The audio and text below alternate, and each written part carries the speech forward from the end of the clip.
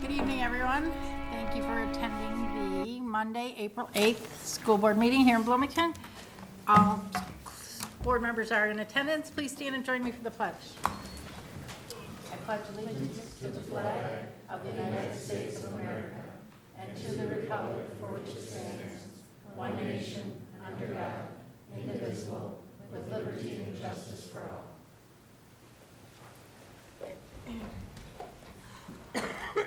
Would someone like to move approval of this evening's agenda? So move. Second. Thank you. All in favor, please signify by saying aye. Aye. Any opposed? No. We'll begin with recognition of students, staff, and public. And first on our list tonight is the National Merit Finalists. And I'd like to call upon Jason Anderson, the principal of Jefferson, to the podium. Thank you. All right. Good evening, Madam Chair, Superintendent Fujitaki, distinguished members of the school board and district administration. Thank you for allowing me time this evening. The school students and their families are highly appreciative of this opportunity. My name is Jason Anderson, principal of Jefferson High School, and it's one of the great honors and privileges of the position to be here tonight to recognize these amazing students and their successes. The National Merit Scholarship Corporation is perhaps the most well-known name in academic excellence, and achievement in its awards are sought by students across the country. The students I'm about to introduce represent not only some of the best that Jefferson has to offer, but rank amongst the most successful high school students in the country. So with the following 5 students, if you are here, please join me at the podium, and as you walk up, please introduce yourselves to the audience. Charles Mackey, Ryan Martz, Amelia Miller, Isabella Fahn, and Emily Wammer.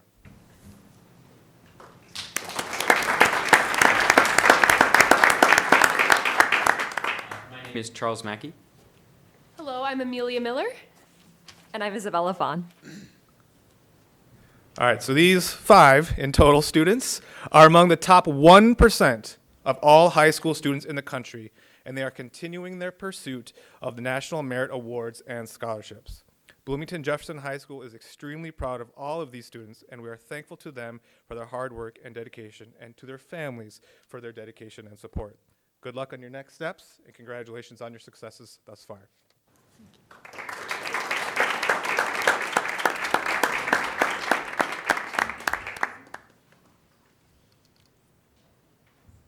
Congratulations to all of you.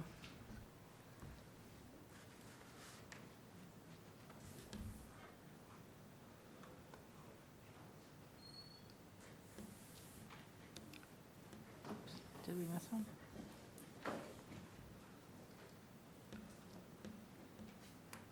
Is that Ryan that just came in? Just want to check. Yes? No? Okay, never mind. Then we'll move to the technology department, and I'd invite John Weiser to the podium.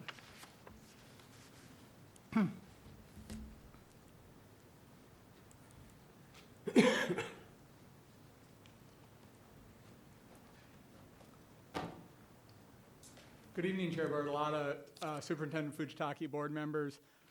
We're here tonight to recognize and thank 2 students, 2 of our technology interns, Ben Anderson and Nathan Regan. Nathan couldn't be here tonight, but we've got Ben here. Some stage direction. Internships are a key to our pathway development, and we are especially thankful to Ben and Nathan because they sort of set the stage for us. We've been doing summer tech internships for a number of years. This was the first time we incorporated it into our daily work as part of our normal practice. We're all very busy, but these 2 guys made it possible for us to say, hey, we can serve students, they can help us, we can help them. It's critical on that students who come to us with a passion for technology and with a curiosity about whether this is a good career move, and who have identified it in their PGP as a goal for their future, can come and try out with us in some limited capacity, like what does it look like to work in the field of technology. So with me I have Sam Rass. Sam is one of our Tier 2 techs, and he worked on a daily basis with Ben and Nathan, and I'm going to have him tell you a little bit more about what they've done. The internship is designed around a flexible learning plan. Our goal is to have the interns drive the topics, because technology is such a huge field that to show them everything would be impossible in 2 hours a day. We've had summer interns the past 3 summers, and I've been lucky enough to work with those guys, but Ben and Nathan are our first school year interns, and it was an absolutely phenomenal experience for myself. Ben and Nathan were incredibly focused when they were here. They had a phenomenal attitude toward both learning and technology. They were self-driven and both had specific areas that they wanted to learn about more. On the very first day, we got to see their capabilities because we handed them a pile of broken Macs and said, if you can build computers out of these, that's what you get to use. And they both built perfectly functioning machines on their very first day. So that was super cool. Nathan, he was incredibly fastidious in his work and professional in his actions.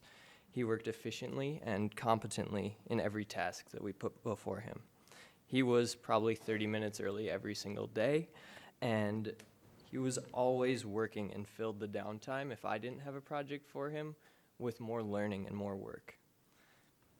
Ben, he's someone who always pushed himself to do more. He was always looking to take on more and asking for more from us. He always stepped up to take lead on any project that they were working on together. They far surpassed my own learning in some areas of technology that they were interested in, and he was the driving force for that. Ben, would you like to tell us some more? So one thing that I was kind of surprised about, it was more learning how kind of a community can thrive off of technology and how learning the inner workings of how that community works, kind of amongst the broken parts of itself and how it can convey itself into one body as well.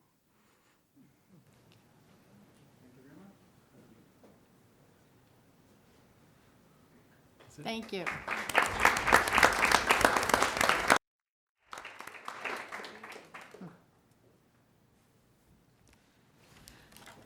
All right, next we would like to recognize the DECA State Tournament winners. And I'd like to call upon Debbie Belfry to introduce the teachers and the coaches. Good evening, Chair Bartolotta, members of the school board, and Superintendent Fujitaki. I'll wait for these outstanding students to line up behind me. I'm here tonight as the Director of Career and Technical Education in the school district, and one of the programs that is part of Career and Technical Education, it's a student organization recognized nationally and internationally, is DECA. And we have 2 instructors that were the DECA advisors this year, Eric Ressler from Jefferson and Rachel Hari from Kennedy. It was Rachel's first year teaching with us, and so she was learning the ropes from Mr. Ressler this year. And so our hope is that it will, more of the program will expand and include more Kennedy students next year. So at this time, I want to introduce Mr. Eric Ressler, and Rachel Hari is coming from a lacrosse tonight, so we'll introduce her when she runs into the... Good evening. Thank you for having us. Evidently, baseball gets done faster than lacrosse, because I just came from a baseball game. Yeah, this year we had a fantastic year for DECA. In a moment, we'll introduce our students, and they'll tell you a little bit about what DECA is and the different roles that they did. We have 9 students going to ICDC, which is the International Career Development Conference in Orlando, Florida, at the end of the month, which is the largest group that we've ever taken. 6 of them are competing in their events that they'll talk about, and 3 of them are able to go to a leadership conference there to be able to gain leadership skills to help us, in the future, improve our club and improve themselves. We had 49 students participate in something in DECA this year, either competition or leadership conference or meetings, that sort of thing, and 49 official members, which is about, I'd say probably 12, 15 more than we've ever had before. So it's a very large group this year than what we've had before. They've participated in a fall leadership conference in Minneapolis, a district competition at Jefferson with 9 other schools, and then the state competition, and then soon to be the international competition in Florida. But I'm going to turn it over to the students. I think Charlie is going to start, and he'll introduce himself, and he'll tell you a little bit about what DECA is and what the competition looks like, and then we'll let everybody else introduce themselves and tell you about which events they were in. Thank you.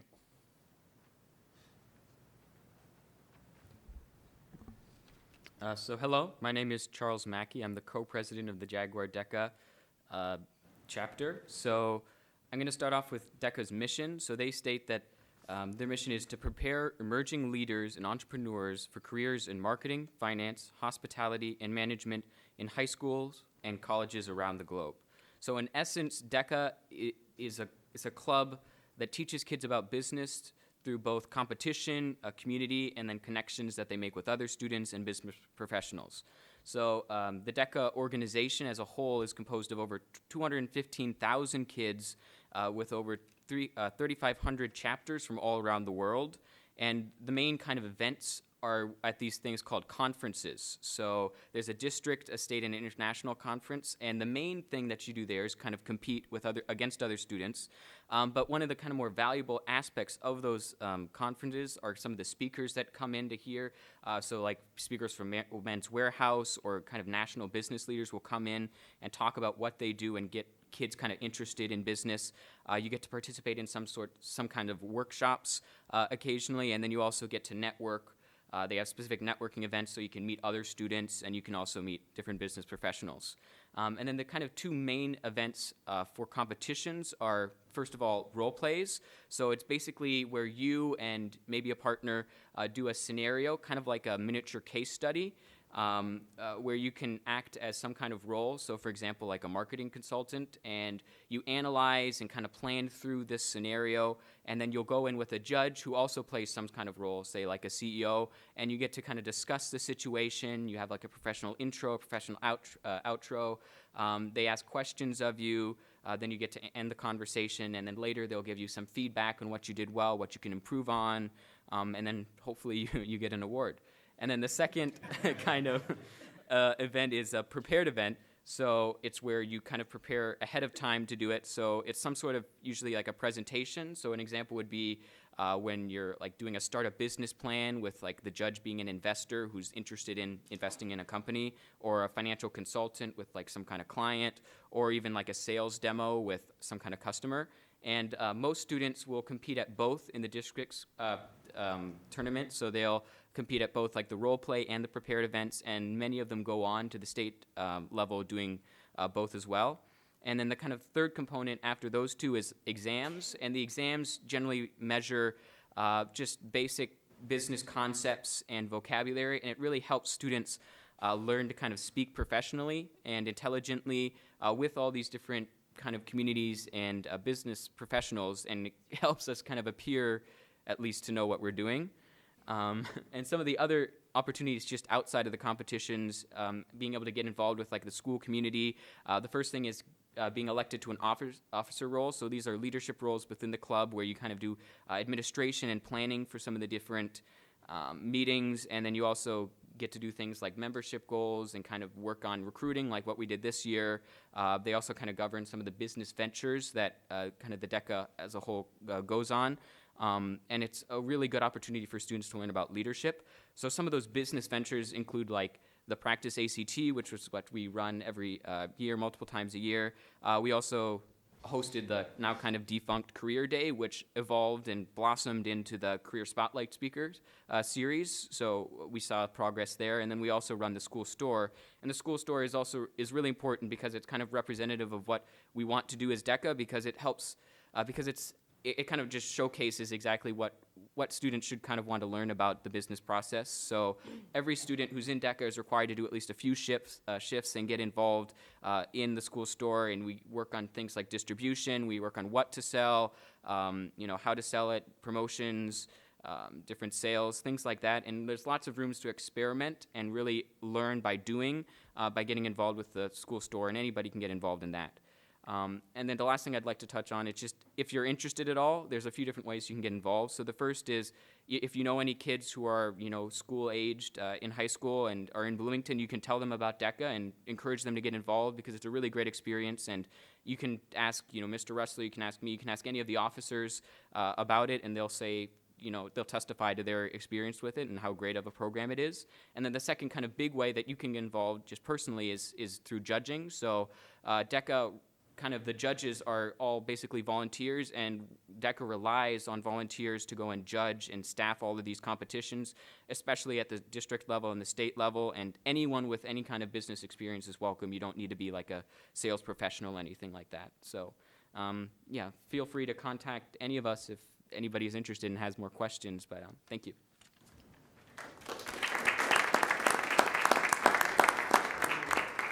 And I will quickly pause to introduce Rachel Hari, who just came in. She'll wave. And also the other advisor for the students. So we'll start with business finance. Charlie, do you want to start? And Katie, would you introduce yourself and tell them what year in school you are? Thank you. Hi, my name is Katie Brandwick. I'm a junior in high school right now. I'm the Vice President of Communications for the Jaguar DECA chapter, and I will be competing in the Business Finance Series at the international competition. Yeah, so hello again. I'm Charlie. And I'm also competing in the Business Finance Series, so that's just dealing especially with finance and kind of looking at financial statements and analyzing corporations, and it's really interesting stuff.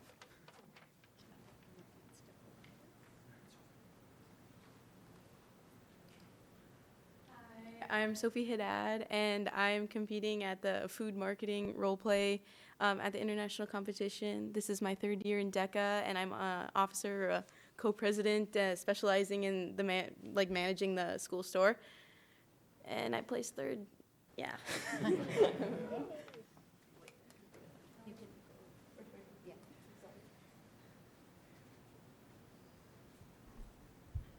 Hi all, my name is Emery Taylor. I am a junior at Jefferson High School. This is my second year in DECA, and I am a completely regular, average member of Jefferson DECA. I actually placed fourth at the meeting because someone dropped out, and that's why I'm lucky enough to go to ICDC, but I competed in Innovation Plan, which is an activity where a student creates a sort of fake product and tries to sell it to an investor through a detailed paper and presentation. If you've ever seen Shark Tank, that's more or less what I did. So thank you.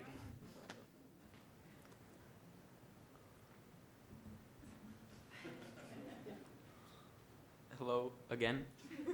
I did also financial consulting, which is specifically this year where I talked with a client. So it was supposed to be a kind of millennial who's interested in making a budget and kind of planning for retirement, kind of understanding their personal financial situation.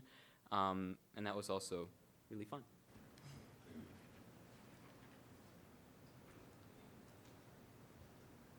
I'm Willa Countryman. I'm a junior at Jefferson High School, and I am the assistant manager of promotions at the school store at Jefferson. So me and Willa got 9th place in our finance operations research paper. And for this paper, we worked with RBCU, which is a local credit union here. And we worked with them to learn about their corporate social responsibility and then made a plan for how they can better their corporate social responsibility in the future.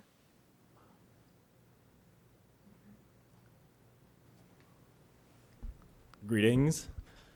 I'm Zach Farah. I'm a first year in DECA. I'm a junior at Jefferson High School. I placed 9th in Principles of Marketing, which is a first year only event. Mainly, the event is just like it sounds, Principles of Marketing. It touched on the basics of everything marketing related, selling side or admin related side. Being a first year, I didn't expect at all to get this far, but here I am. I didn't qualify to compete in nationals, but I am going to be going to the leadership conference, and I'm grateful for that, and that wouldn't be possible without the help of the other more experienced DECA members.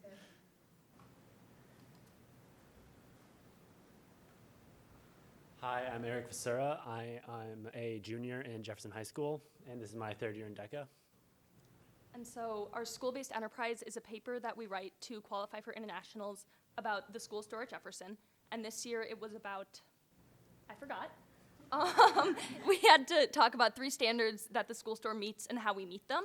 I should probably remember what they are before internationals, but we did get 10th place at our presentation at state, and we will continue to compete at internationals.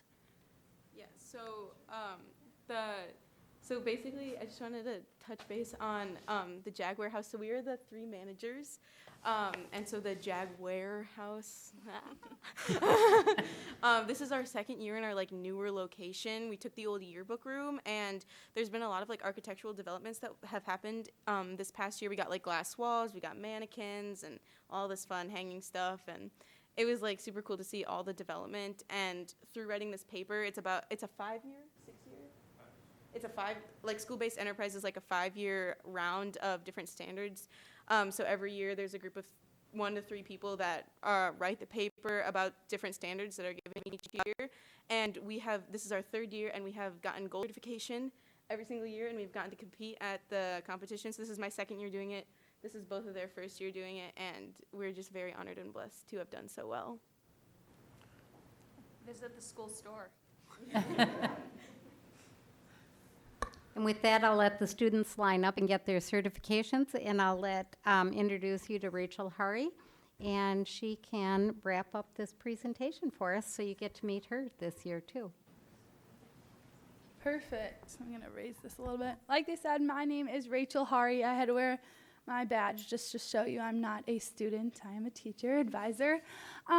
So we all, like they've all said, they all did so well at state. It was such an honor to have the 1st and 2nd place in finance. And so we will be leaving at the end of April and be coming back at the 1st of May to Orlando, as you've heard. So we're just so excited and honored to go and represent such a great school district in Orlando, and I think we're all very ready to compete. Maybe not some more ready than others. Not naming names, though. But we're just honored and ready to go down and compete and show the whole country and to see what we're made of here at Bloomington. So we're excited, and as advisors, we couldn't be more proud of our students. Thank you. Thank you.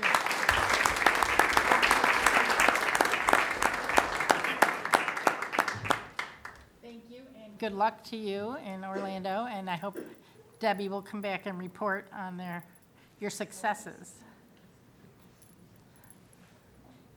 Director Sarn. Madam Chair, I just wanted, before the students left, I just wanted to find out how many of you now have contacted businesses and might have possible internships at those businesses, because it sounds like a natural progression of what you're doing, and then to get into some of those, especially at the RBCU. There's a couple. At least 1, 2, 3.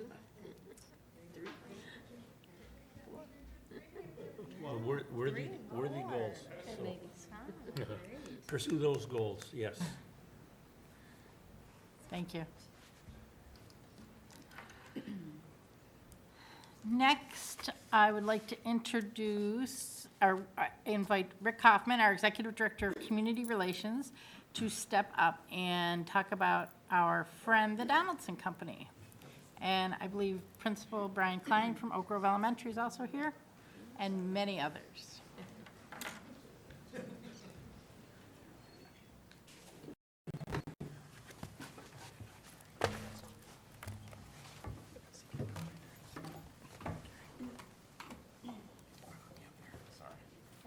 Out of order.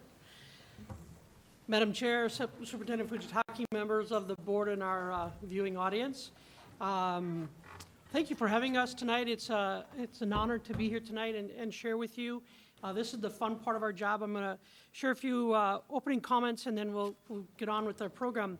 As a district, we are committed to preparing students to develop their hopes and dreams. Our Pathways to Career and College plan provides personal learning plans that prepare our students to succeed in college and/or the global workforce. Previously, the last couple months, the school board and our viewing audience learned how our partners like Genesis and Hope for Tomorrow were helping to bring the vision of our Pathways to Career and College to our high school and our middle school students. Tonight, we have an opportunity to not only recognize, but to learn how a Bloomington-based company is helping to bring this vision to life for our youngest learners. Donaldson Filtration Solutions was an early member to our Friends of Bloomington Public Schools board, which is on the back of the wall. Tonight, it is an honor, as I said, to reaffirm our continuing partnership and celebrate a company that is not only helping elementary grade students to explore early career development building blocks, but also in other ways in the district, as you will soon learn. We're pleased to welcome guests tonight that include members of the Donaldson Company to share their story and their work with our leadership, staff, and students at Oak Grove Elementary School. Tonight, joining us at the table is Janet Platson, President of the Education Foundation of Bloomington. Next to her is Wendy Rash. Wendy is the IT manager for Donaldson Filtration Solutions. Next to Wendy is Thomas Johnson. Thomas is the sales team lead at Donaldson. Next to Thomas is Brian Klein, principal at Oak Grove Elementary School. Then we have Carrie Govig is a third grade teacher at Oak Grove Elementary, and Gabriella Larson is a fifth grade student at Oak Grove Elementary. And in a moment, I'm going to turn it over to Brian and our other guests to share more about the partnership and the unique work that Donaldson is doing with Oak Grove Elementary School. But first, I'd like to have Janet Platson, President of the Education Foundation of Bloomington, share a special recognition about our honored friend of Bloomington Public Schools. Janet.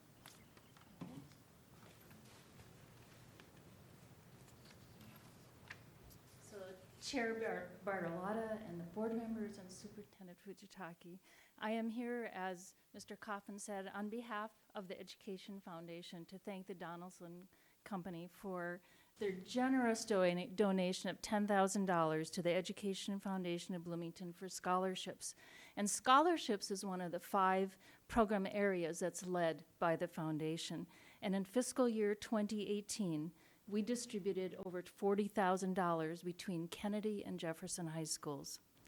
So now with Donaldson, this donation demonstrates not only support of Bloomington students, it's just not giving money, it's the support of the students as they leave the K-12 system and they proceed to their post-secondary plans. And we know that post-secondary learning is essential for a living wage in this world. And we know that scholarships can make the difference between whether a student goes or does not go and attend a post-secondary learning opportunity. And so the impact of this money is absolutely great. Now, in addition to the money, this donation also represents a commitment to bringing resources and hope to our graduating students. One more thing, we know there's a shortage of teachers in the state of Minnesota as well as nationally, and the Education Foundation has earmarked $2,000 of the $10,000 for scholarships for seniors who have indicated an interest in the field of education. So, and we know that teachers make a big difference in the success of individual students. They make a big difference in the development of our leaders, and they make a big difference in ensuring the health of our democratic society. So again, on behalf of the Education Foundation of Bloomington and to the Donaldson Company, we thank you for your kindness, and we thank you for your caring and your generosity.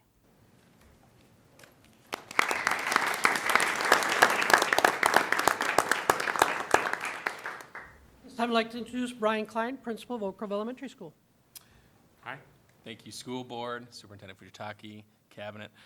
When I heard that I had asked if I could come and talk about Donaldson, I was so excited because it's an amazing partnership that even I didn't realize how long and deep the ties were until I really started digging into it, and so it's really exciting. So I'm going to give you a little bit, kind of paint a picture of what Donaldson and Oak Grove have done together and continue to do. It started with a partnership that began 18 years ago, actually with Eileen Hill and Tim Grafe. Eileen is a retired Donaldson employee, and Tim Grafe is a VP of new business, but just so you know, a lot of Donaldson folks are right out east right now in business, so Tim couldn't be here. But it started 18 years ago, even before he joined Donaldson, he was involved in JA. And so he joins Donaldson, then he comes to Oak Grove and starts volunteering and brings JA with him, junior team with him. And so it starts to kind of develop this really organic seed of a really unique program in the building. And it grows and grows. But then it's sporadic. So 2004, Donaldson and Oak Grove officially become partners and through junior achievement. And it's great. It's starting to happen again, but it's really kind of based on teacher and Donaldson employee connecting and maintaining those relationships to how it's going.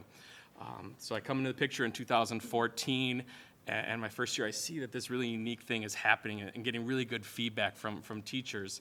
And so I sit down with Wendy and Tim and say, hey, this is a really good program, but it's not consistently done, and yet it's a program that's meant to build on each other. Can we grow this?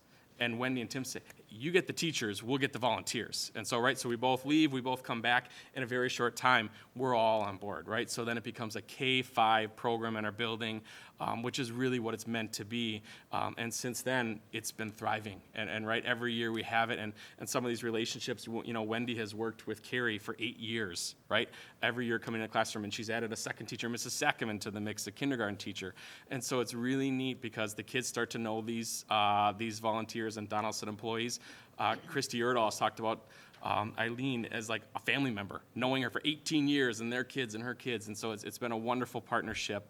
And what it really boils down to is these Donaldson employees take their own time and effort to come over to our building and teach our kids about financial literacy and the economy and all those things that are going to feed into DECA successful students and internships and all that. And it's starting as early as kindergarten. And it's starting with them teaching our students about their family and their role in the family and their role in themselves and saving and earning money and what to do with that and goods and needs and wants and all those wonderful things at an early age. And then it starts to grow into when you get into second and third grade, it starts talking about the community and the city and the role of business and finance and money and that and how that plays out. And then they start to get into fourth and fifth grade, bigger picture ideas of being entrepreneurs and actually starting their own business.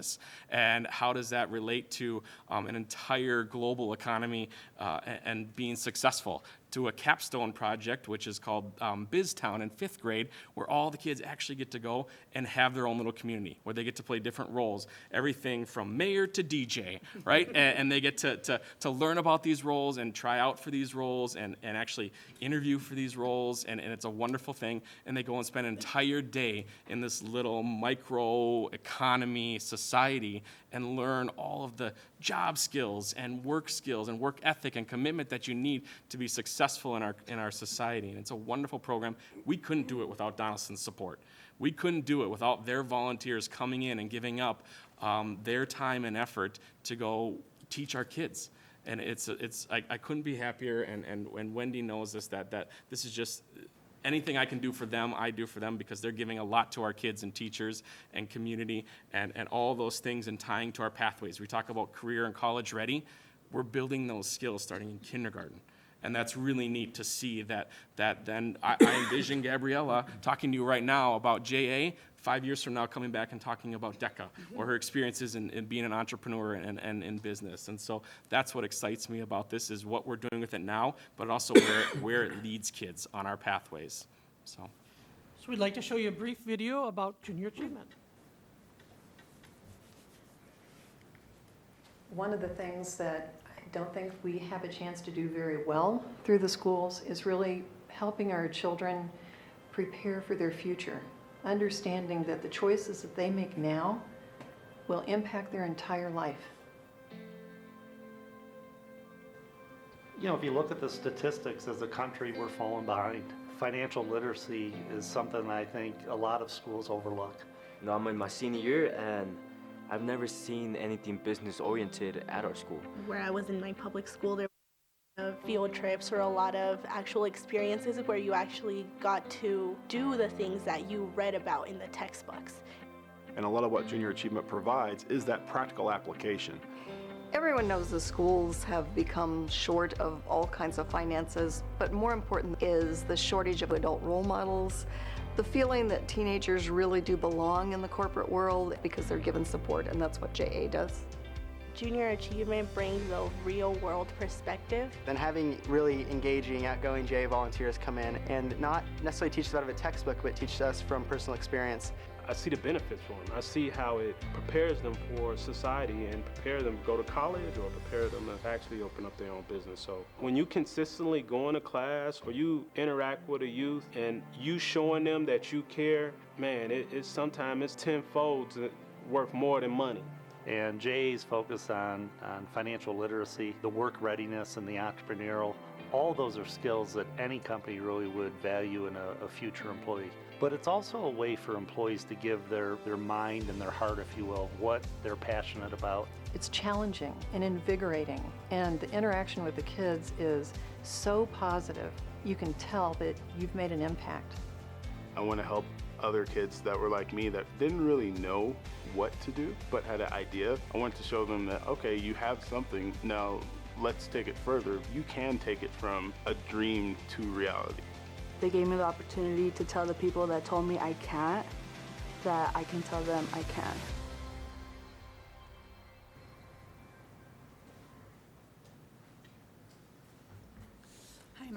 Hi, my name is Wendy Rash, and I've been at Donaldson for 21 years. I started out in junior achievement in 2000, and I was helping with the fundraising, so it's the Big Bowl event.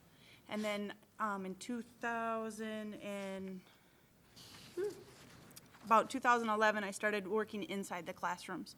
And so what happened is you understand when it's easy to raise money, and it's easy to just give money and be able to go out and get involved. But once you figured out what junior achievement was really all about, it got really exciting to go into the classroom, and once you got over your fear of public speaking. But I figured the littles, the third graders, would be so nice. They could be nice to me. So, so the wonderful thing about hanging out with the kids and coming back and building those relationships is really fun and exciting because they do listen to you. There is somebody new in the classroom, and they're excited to see you come back every week, and the hugs. Last year we volunteered at the Carnival. The carnival, and it was fun to see the kids back in the hallways and stuff, and just be able. They're like, I remember you, and so it's really a lot of fun. But a little bit about Donaldson. Donaldson is a 104-year-old company and has been dealing with junior achievement since 1949. Donaldson is just a couple exits down on 35W and 94th Street, and we've been at that location for 55 years. We have 1,300 employees in Bloomington's campus, but we are a global company, and we have 14,000 employees worldwide. We have engineers, scientists, salespeople, and IT people, and a whole lot more. The nice thing about junior achievement, it teaches your financial literacy, your career and career readiness, and entrepreneurship. And the nice thing about Donaldson is Donaldson was created on entrepreneurship. In 1915, Frank Donaldson Sr. created a aeration filter for a pull tractor. And what happened is he was supposed to be there to sell tractors and sell engines. Well, what he was doing was he was preserving those engines, and they were lasting longer. So he ended up getting fired from Pull Tractor and creating Donaldson Company. So I love telling the third grade kids that story because you just have to try again. And entrepreneurship doesn't come right away. You have to fail and you have to keep trying. And that's really a good lesson for the kids. So junior achievement pulls a really close place in my heart. And I think the main thing is because of those relationships with the kids, helping them see that you can have dreams and you can have something better if you want. So. Yeah, I'm Tom Johnson. I've been involved with junior achievement for the last 10 years. And I started off like Wendy, fundraising mostly. Didn't really know what the classroom experience was about. Mm-hmm. And I've been in the classroom the last 5 years now, and now leading up our Big Bowl effort, which is their primary fundraiser to help support curriculum in the schools. Their yearly goal is roughly $800,000, which supports almost 75% of the in-classroom curriculum. And so our event's coming up here in a couple of weeks, and Donaldson's been a huge contributor, not only through Big Bowl, but then through our Donaldson Foundation as well. But as Wendy mentioned, when it hits home, for me is I never had this type of curriculum in my education and upbringing. So I was curious, having fun at the big bowl. But then when you get into the classroom and you're talking about entrepreneurship, writing checks, paying back debt, things like that, and I was thinking back to my experiences, I'm like, I never had that. My parents are blue collar. When I first went to college, I didn't know what I was going to get into or what I wanted to do. And this curriculum helps promote some of those technical fields or starting your own business and things like that, that it's not something I really found in my own curriculum back when I was growing up. So I really latched onto it like one day. And when you get into the classrooms and you see the kids about needs and wants in first grade or kindergarten, you get all the way up to owning your own business and hearing some stories from Junior Achievement about kids starting their own businesses and actually C-corping it as a sixth grader. You're like, unbelievable. So I'm truly proud to be a part of it and hope we can keep it going for quite a long time.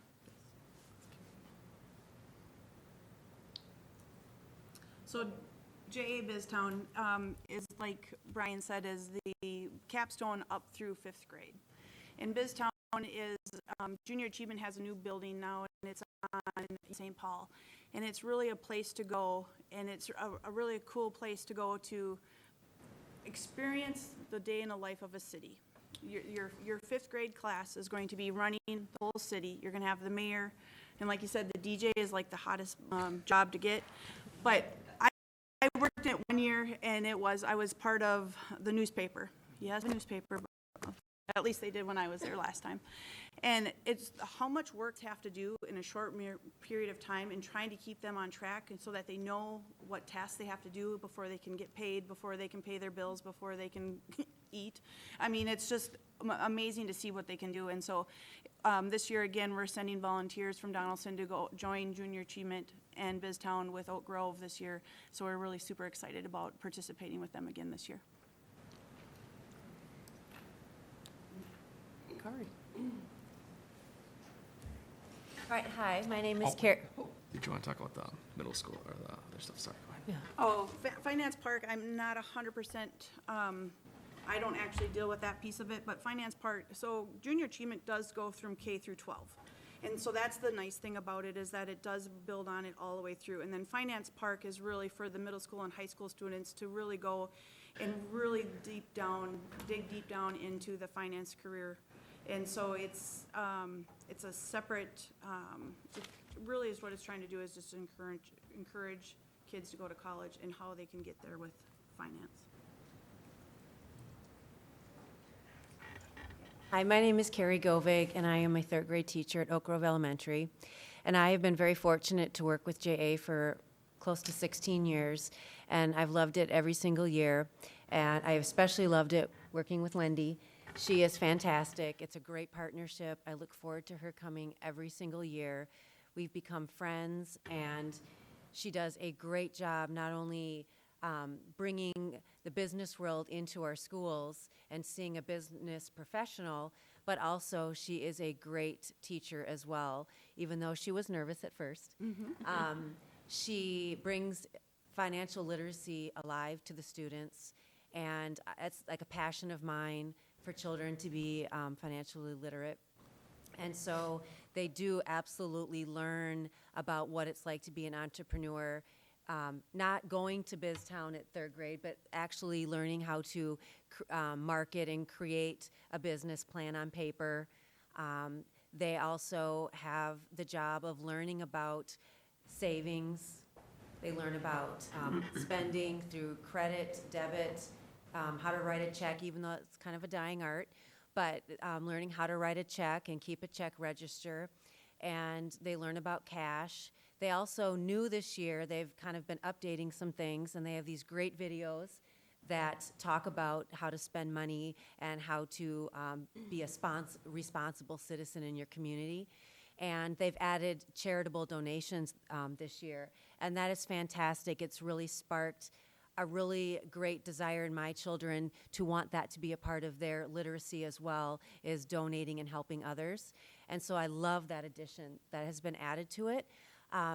Every year the kids are so excited because becoming an entrepreneur seems reasonable. It seems like something they really could do and think about in their life.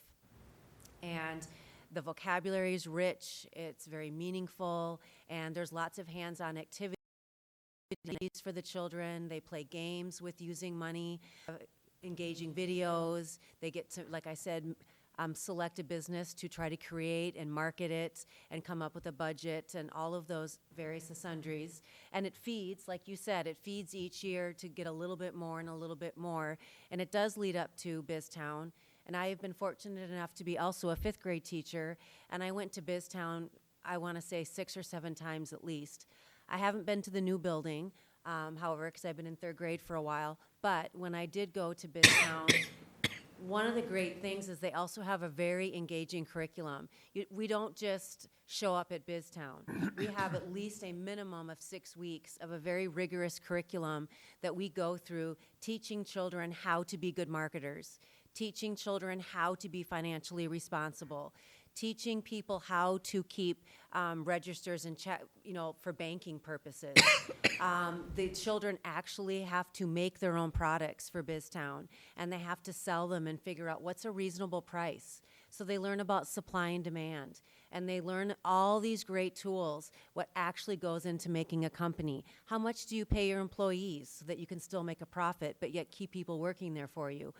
And so it's exciting. And then when you finally go to that day, after all of that preparation, it's a culminating excitement, and it is so phenomenal that children, even children that struggle in the regular classroom, they come alive at BizTown. They all find their place. No matter what job it might be, they find their niche. And it could be as a mail person, it could be working behind a counter at a bank, it might even be somebody that just loves to make products. We have found people that, yes, being a DJ makes them come alive. They get to use that sparkling personality where it doesn't always shine in the classroom. And we do hold elections, so they also have to learn a little bit about what it's like to be in like a public office position. They have to run for mayor, they have to run for the DJ, and they have to learn how to market themselves. And they give speeches, and we actually have ballots where they vote. So it's just much more than a simple, we're tying the community with Oak Grove. It's teaching our children to be truly competent financial citizens. And so I love it. Thank you, Wendy. Thank you.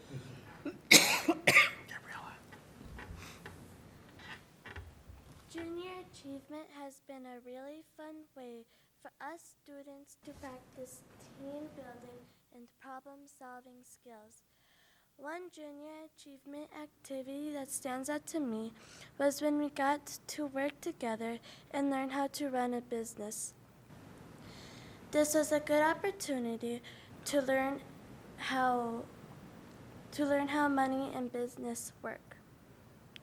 Although I haven't gotten to go to BizTown yet, I am really looking forward to getting to explore real-life experiences there, experiences that one day will help me become a strong giving member to my community.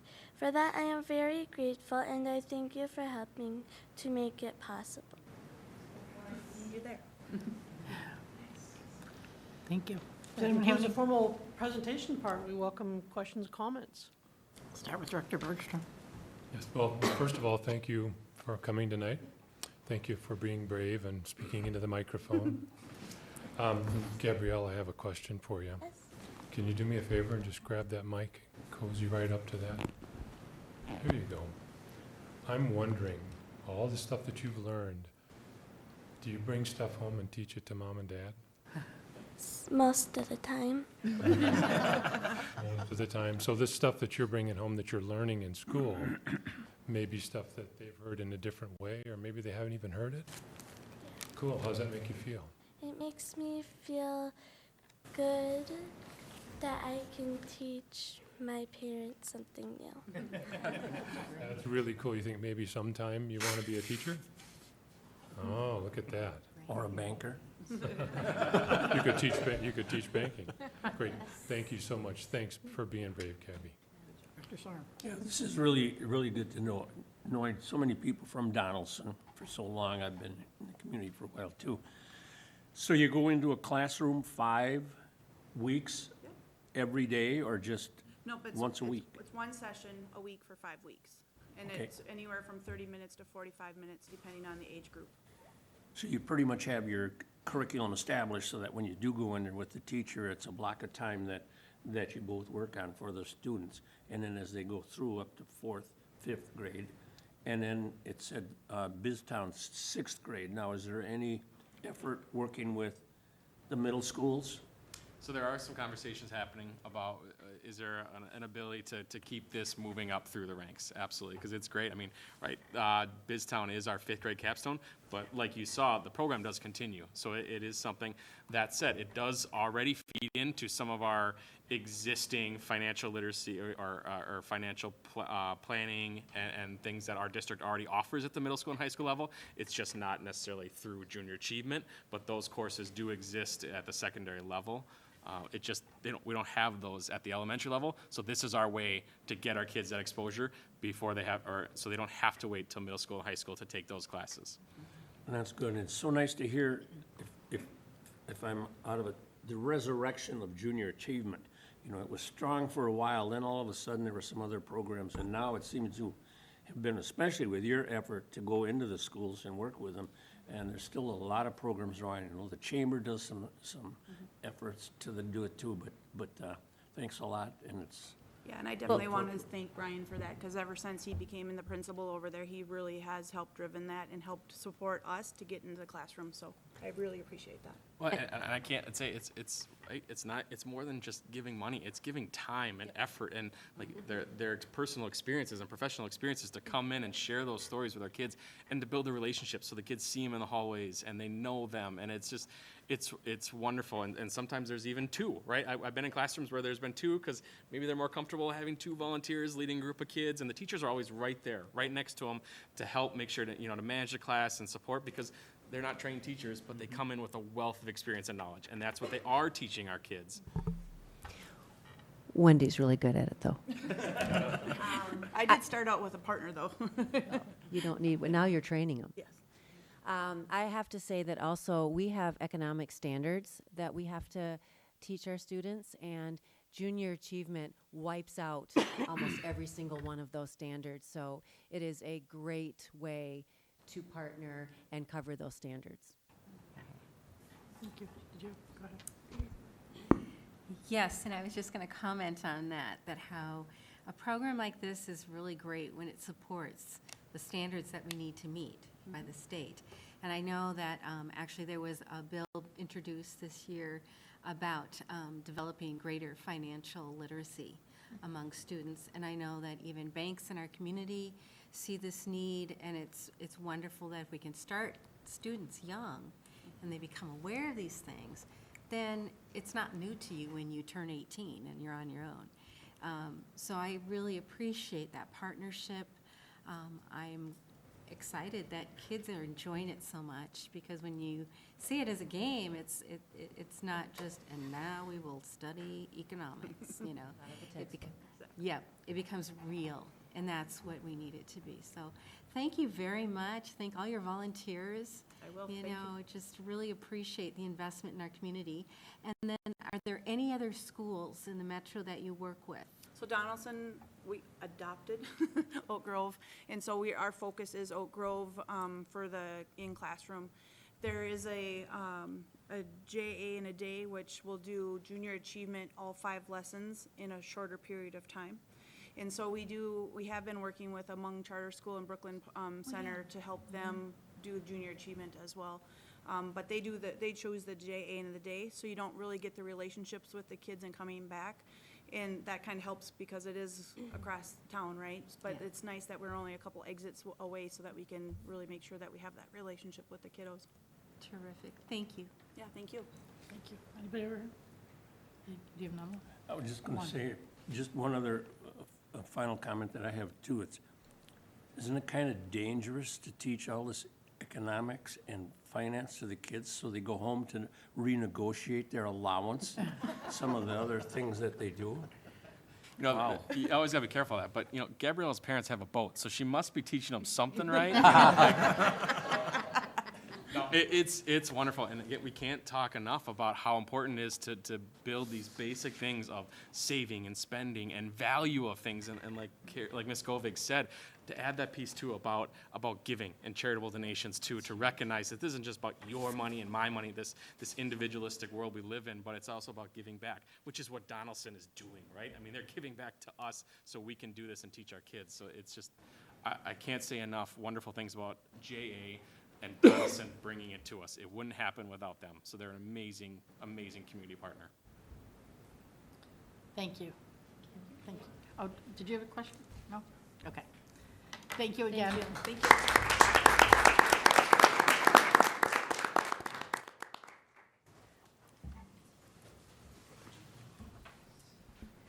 It brings us to Volunteer Appreciation Month proclamation. Would someone like to move that resolution?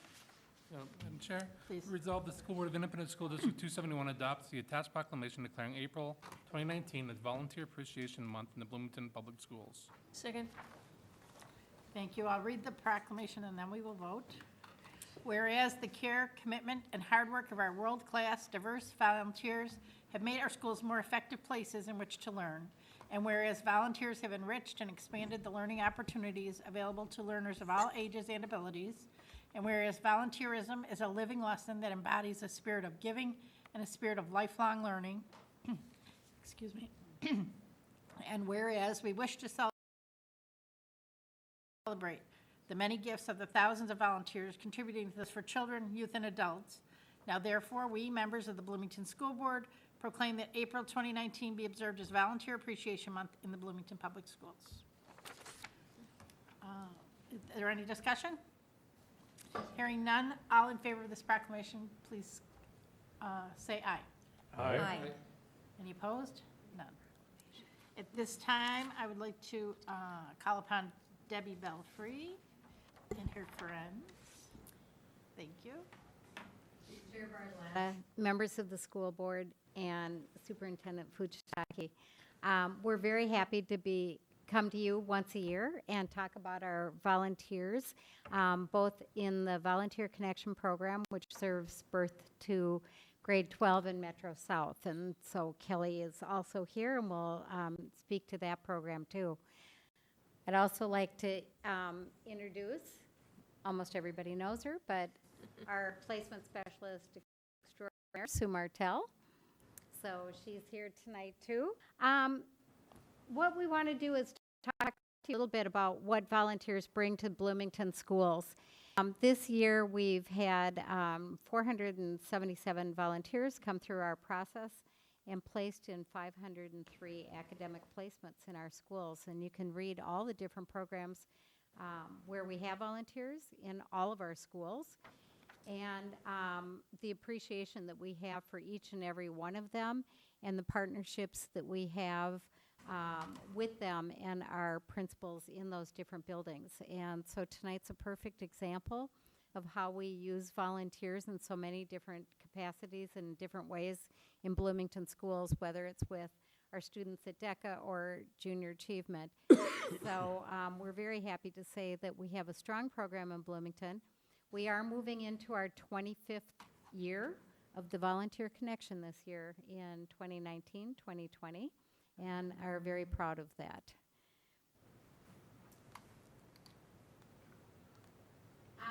We have a mission to support the successful development of all of our learners in any way that we possibly can. And so we communicate with the teachers in their situations where they may request a volunteer. We oftentimes have volunteers that come in through our office and just say, how can I help? And we thought it'd be interesting, Sue put this together, to talk about who volunteers with our schools. But you can see the variety of professions and our neighbors, including, as Sue likes to always add, she finds a lot of volunteers on the pickleball court, personal interest of hers. And if you know her, you know how many times she's probably recruited somebody off of a pickleball court to come in and partner in our students' learning. So where do our volunteers all come from? It's a great representation to see where they come from. We have volunteers from outside of our Bloomington community. And again, it's an interesting way to look at who is coming from other communities to volunteer in our school district. Some of these volunteers are also in different programs, like Hope for Tomorrow. And so they come from different areas around the Twin Cities to volunteer in that program in those particular schools that have the Hope for Tomorrow program.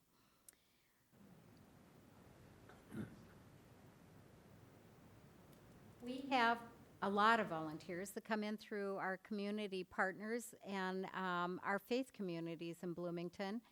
We're going to highlight tonight Transfiguration Lutheran Church and their 54 pen pals that write to our students at Westwood every week and have now for, let's see, so 12th year that they've been doing that, and doing also the Reading Buddy program between Transfiguration Lutheran Church volunteers and Westwood Elementary.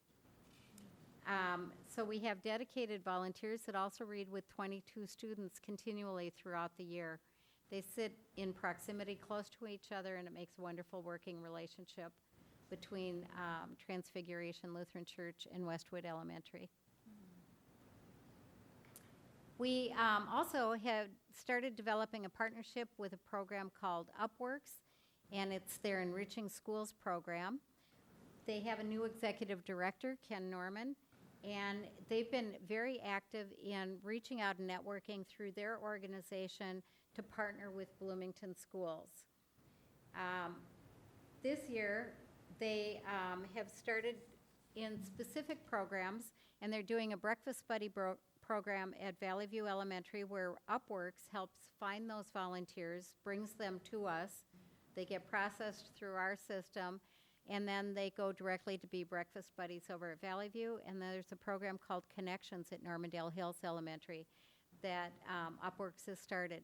You can see the network of faith partners within the Upworks organization to find those volunteers and to engage other people in the community and other faith communities to interact with our students and provide a lot of support, educational support and foundational support of learning. One highlight, last year, Upworks became part of a committee to help with the distribution of all of the school supplies that are collected by Veep. And the distribution was done through committee work at Redemption Lutheran Church. And we served 900 families getting school supplies. And it was all these partners coming together to make that happen. So we couldn't do it without them. We also get volunteers from, this year, 19 different colleges and universities from around Minnesota. We get volunteers who are going into education that are coming back doing required hours in their educational programs. We also have students that are coming back working on master's degrees, so we're getting very top-notch educated people coming back in working with our schools. We also partner with our colleges to place occupational therapists, speech pathologists, social workers, and counselors through their internship hours. So we really look forward to working with all of our colleges, and we like to think that the reason we work with so many is they know that they can get a yes from Bloomington schools, and we have a process for them to enter our buildings, and it's simple for them to be able to do that. We have our Homework Connection program, which is our after-school homework program. It's held in a variety of schools, and you can read there where those schools are. And that program is sponsored by another faith community partner, Oak Grove Presbyterian Church, and has been for a number of years. So we couldn't do those programs without them. We hire 2 people from in the district to run those programs, one person from the school building generally, and a lead volunteer worker, so that they're there at all times and also helping to train volunteers, because our volunteers always love to be trained in how do I teach math and how do I teach reading, and what are the newest methods. So we're continually educating our own volunteers, and we like to think that that is also why we retain so many volunteers in our programs. This is a picture of the new Oxborough Library. We had to move out of that space. We've been doing an evening homework connection program there, and we had to move out of that space. Valley View Middle School generously let us use their space, but it hasn't quite been the same, and the attendance hasn't quite been the same, so we're looking forward to the library opening back up. We have a wonderful partnership with Hennepin County Libraries to provide a space for us to do homework programs there too. So we're looking forward to them reopening in the fall. We have a new program. We like to highlight some of the new things that we're doing. We have an autism mentorship program that was developed in partnership with our special education department, with our student services department, with Jennifer McIntyre. We had a program approach the school district, and as we talked to them, we decided that this was a unique mentoring opportunity. It actually is autistic youth and adults that are mentoring our students at Kennedy, our autistic students at Kennedy. So the pilot program, and it was a pilot program, Bloomington schools were the first ones to do this program. We paired 11 adult mentors with the Minnesota Independence College and Community. And that is a program located in Richfield for students with autism getting post-secondary degrees. So that's another partnership with our Student Services Department and the folks there, along with other adults in our community. We have a new volunteer partner. We have lots of partners from business and industry, but we have a new volunteer partner. And again, we like to highlight some of the new things happening with Edmentum. Their employees are allowed 16 hours paid time to come and volunteer. They contacted us, and now all of their volunteers are working in our homework connection programs, and they're expanding the use of their employees in our Bloomington Public Schools. So this is an educational technology company, and they wanted to find a school to partner with, and again, they called us and we said yes, and they're located right here in Bloomington, so we're lucky to have that new partnership. So we currently have 12 of their employees looking to expand that program again next year, and they're doing most of the recruiting through their colleagues at work. So we just want to thank everybody, all the volunteers that we have. We are lucky enough to have, keep track of our volunteers. We have different policies to help our volunteers enter our school system and to get them appropriately placed. Our volunteers completed 22,506 hours of service to this point, including summer schools. And as Kelly will tell you too, there's a national figure for what a volunteer is worth, and it's $24.69. So our volunteers in a variety of capacities from a variety of entities have contributed in dollar amounts $500,000 to Bloomington schools. So we're very proud of that, obviously. Any questions? And then I'll turn it over to Kelly so she can talk about Metro South's program. Madam Chair? First of all, thank you for coming. Now, I apologize, I may have missed it if you said it. If there are adults watching and when they want to spend some time volunteering, who do they contact? Where do they go? They can call the school district and they will connect us, that person, to the Volunteer Connection Office, or you can find us on the website under the Community tab. Okay, I'm sure you'll be inundated with offers as soon as this hits YouTube. We would love that because we also have a lot of teachers that are already looking forward to the fall and are letting us know that they still want to volunteer, maybe one that they've worked with in the past, or they've heard that volunteers are the best thing that they can get into their classrooms, and so we already have teachers that start looking for volunteers now in the spring for fall. So we'd be happy to talk to anybody calling. Go ahead, Kelly. Great. Okay. Thank you, Madam Chair, and the school board and superintendent Fujitaki for inviting me tonight to talk about our volunteers at Metro South. And if anybody is watching right now, they can also call Metro South because we also are always looking for volunteers as well. All right. Here we go. Okay. This year we have 139 volunteers at Metro South, and this accounts for 14 more volunteers than we had last year, so that's really exciting news.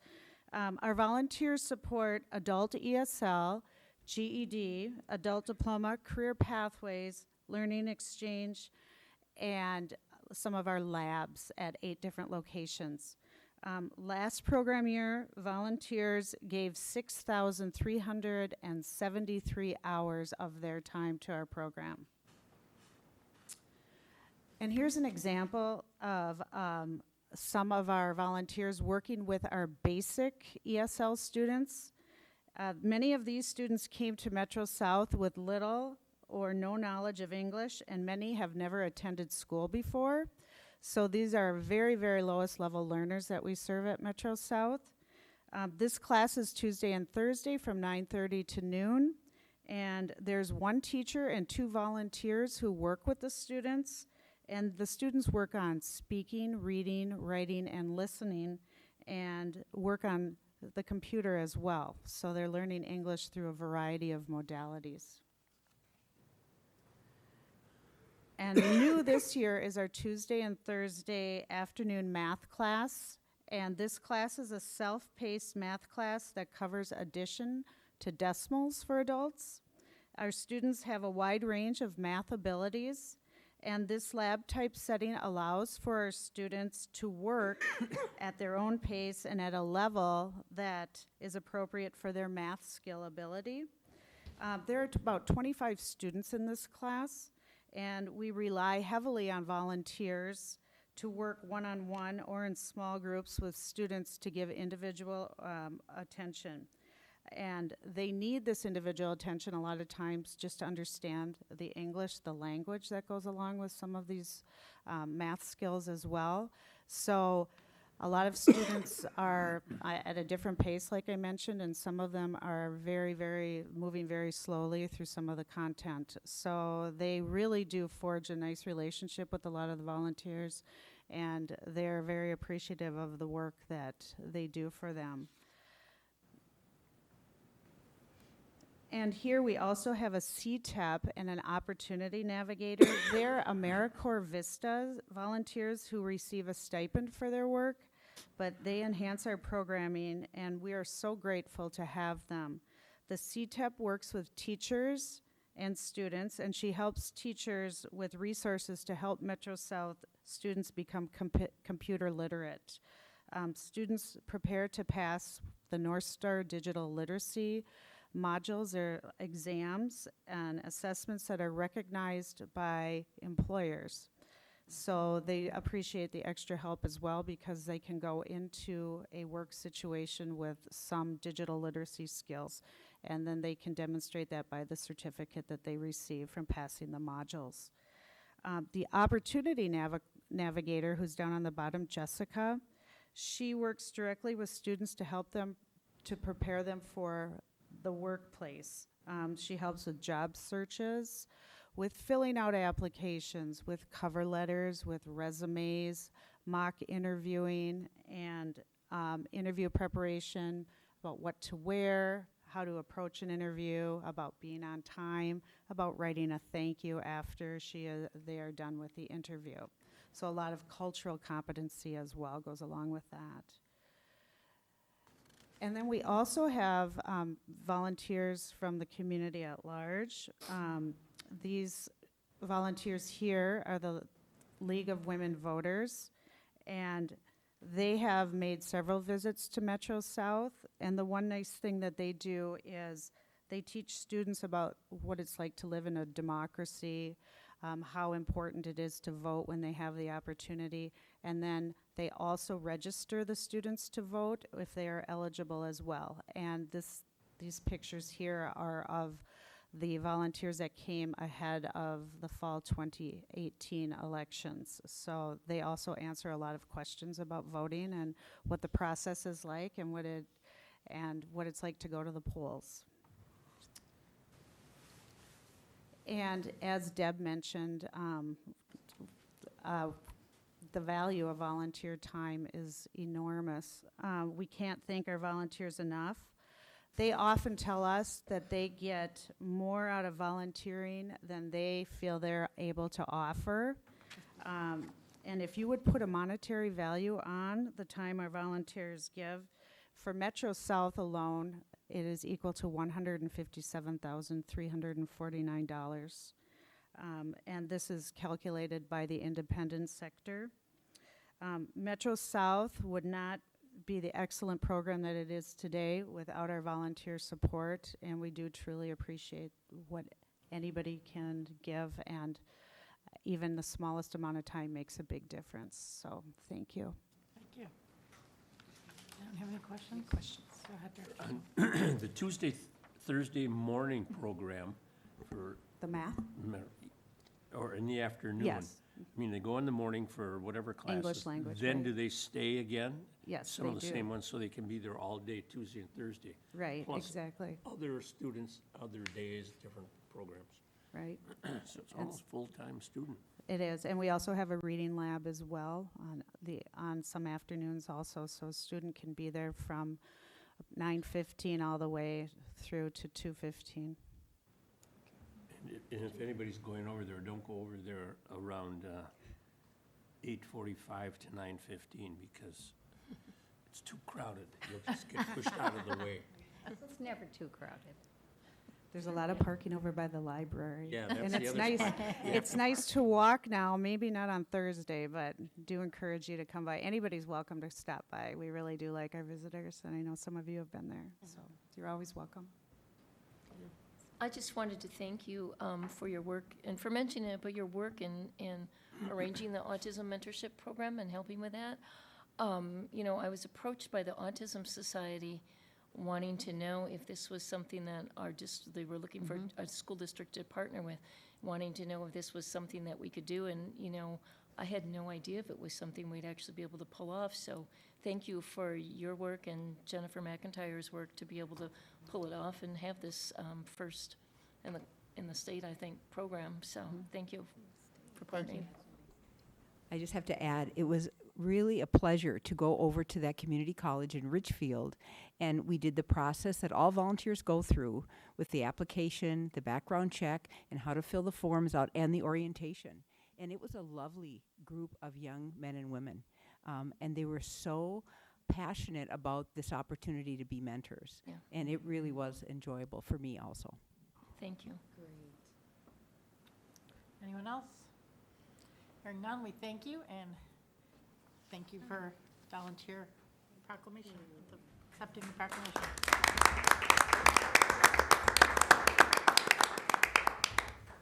All right. That brings us to, is there anyone in the audience who wishes to address the school board on an item that is not on the agenda? Please come forward. Our students.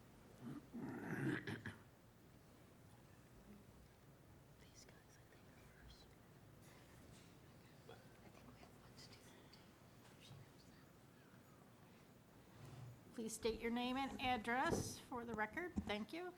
Thank you, Madam Chair and board members. My name is Dan Nijelik. I'm joined by my wife, Heidi. We want to thank you for the opportunity to talk with you this evening. We did take the chairs and not the podium, but I promise to be respectful of your time. I do appreciate the fact that, so I'll keep it short. 2 minutes might be a little bit tight, but I'll keep it close to 2 minutes as we can. We're here tonight to ask you a simple request, and that is to work with your staff to develop a community engagement process that allows parents to work with teachers, students, and staff to do improvement projects to our school buildings. This is not about blaming or pointing, but it's something that I've recognized in government, and I think it's lacking right now at the Bloomington Public School System, which is a policy. And that policy is basically paralyzing your staff, frustrating parents, and preventing or limiting the educational experience of our students. And so what we'd like you to do is just sort of consider and work on a policy. Now, we're not naive to think that community engagement is not complex and has a variety of interesting conversations. As you know in your job, democracy is messy at times. Not everybody always agrees. But we do know that also when people come together as a community, great things happen. And so what we really want to do is sort of think about how do we make that happen with Bloomington Public Schools. I'm a former elected official and have served in city government for 25 years. My wife and I have been engaged and facilitated more than 100 community improvement projects where city staff, school staff, and residents and businesses have worked together to do improvement projects and improve neighborhoods. Currently, we're working with the city of Bloomington to improve our pond, Winchester Pond at 102nd and France, kitty corner for Bloomington Jefferson. We are working with them. We have more than 30 neighbors involved and have raised more than $20,000 in grants from Hennepin County and 9 Mile Creek. And what we've learned from that is the fact that the key to that is clear expectations for all parties, and that everybody is held accountable to that.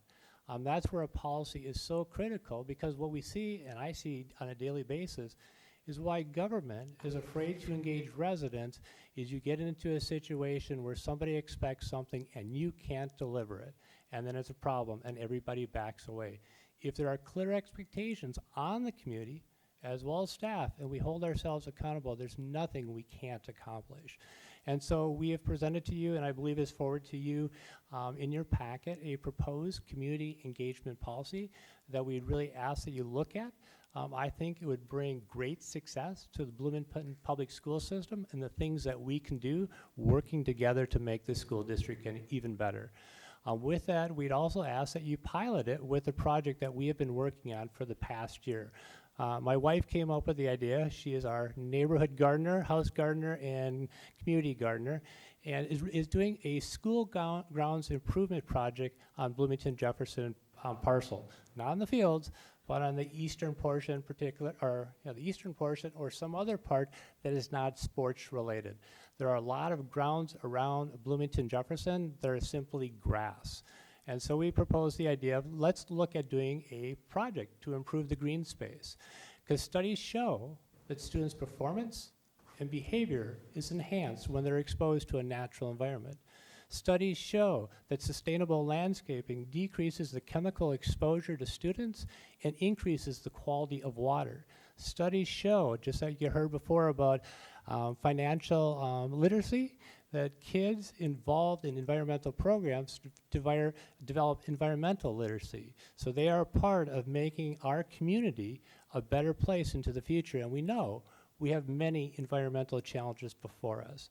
And so with our project, we would look at working with teachers, students, and the community to look at building a project on the site to improve that site. It's a small project. It's a project that we believe we can get thousands of dollars because we've already got $20,000 for a little pond. Two is, it also could save money for the Bloomington Public Schools. A friend of mine is a landscape architect. He worked with a school up in St. Cloud. They went from just turf to native plantings, and were able to actually see a savings in the maintenance of that parcel. So we believe it's a benefit. We ask that you look into it. We'd love to work with you on it, but I believe it would really allow us to improve the experience of parents as well as our students in the educational environment we can create. And so with that, I thank you for your time. Thank you. Thank you for coming. No problem. Thank you. All right. Are there any students here from government classes? Thank you. I have something to read here. If you want to come forward and introduce yourself. Here we go. A requirement of our 12th grade government class is to observe a governmental meeting of some sort. Things that you may attend are city council meetings, school board meetings, and courtroom proceedings. The social studies curriculum guide identifies the essential standards, one of which is to understand the role and influence of political processes and organizations by examining the role of interest groups, think tanks, the media, and public opinion on the political process and public policy formation.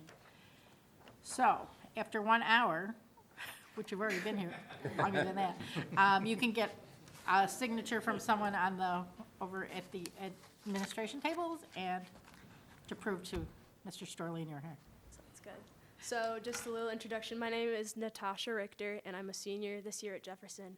And originally I was like, okay, I'll just like go to a meeting because I have to for class or whatever. But after sitting here for like an hour and listening to you guys talk about just like the different programs that you're trying to implement into BPS and just like through the K-12 stuff, I find it really interesting just because, especially with the JA stuff that you guys are trying to implement, as a senior in high school who's like going to college next year and has like started to figure out like scholarships and financial aid and all the things that like come with moving on to that next step. Like, I've been in school for 12 years now, and I couldn't tell you how to file taxes. I couldn't tell you what a 401k plan is. I couldn't tell you any of those like important financial literacy things that like people need to know in order to like be successful adults. And so I think it's really interesting and really cool that you guys are trying to implement that earlier and like really teach kids like how to be successful in life. So good job. Thank you. Thank you.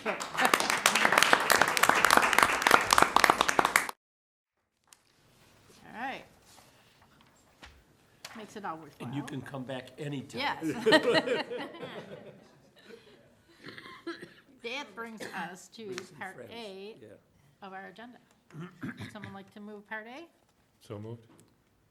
Is there a second? Thank you. Part A is our minutes, personnel actions, field trips, grants, contracts and agreements, and finances. All in favor of Part A, please signify by saying aye. Aye. Anyone opposed? No. Thank you. Part B, bid award. The first one is Kennedy High School fire alarm replacement. Would someone like to read that, Madam Chair. please? Be it resolved, the School Board of Independent School District 271 accepts a bid of $196,995 for fire alarm replacement at Kennedy High School from Johnson Controls Fire Protection, Plymouth, Minnesota. Is there a second? Second. Thank you. And Rod Zivkovich, our Executive Director of Finance, is here to talk about that. Chair Bartolotta, Superintendent Fujitaki, board members. This is part of our annual all facility projects.